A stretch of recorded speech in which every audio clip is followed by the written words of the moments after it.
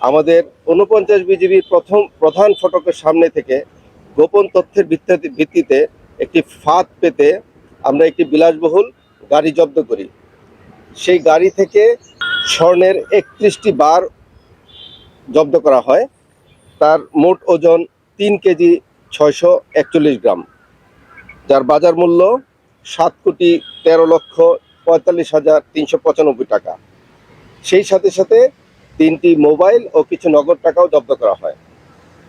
পরবর্তীতে এই জব্দকৃত স্বর্ণগুলো আমরা বাংলাদেশ জুয়েলারি সমিতির মাধ্যমে নিরীক্ষণের জন্য পাঠাই।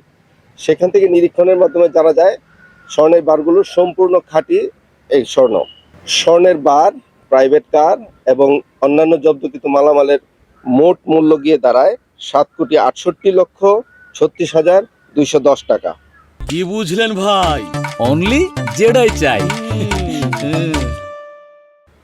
জব্দকৃত ব্যক্তিদেরকে জিজ্ঞাসাবাদের মাধ্যমে জানা যায় তারা ঢাকার ধোলাইপাড় থেকে চোরাকারবারিদের কাছ থেকে এই স্বর্ণগুলো সংগ্রহ করে এবং পরবর্তীতে ঢাকা, নড়াইল, যশোর এবং পরবর্তীতে বেনাপোল হয়ে স্বর্ণগুলো ভারতে পাচারের পরিকল্পনা করছিল।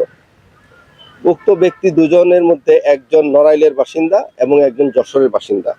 তাদের পরিচয় খন্দকার মাহবুবুল হক, পিতা মৃত মুজিবুর রহমান, তিনি নড়াইলের বাসিন্দা, এবং মোহাম্মদ আনিস, পিতা মোহাম্মদ শানু মিয়া, তিনি যশোরের বড় ভেকুটিয়া এলাকার বাসিন্দা বলে জানা যায়। বর্তমানে আটককৃত স্বর্ণ, গাড়ি এবং অন্যান্য জব্দকৃত জিনিসগুলো কোতোয়ালি থানার মাধ্যমে যশোর ট্রেজারিতে জমাকরণের প্রক্রিয়া চলমান রয়েছে।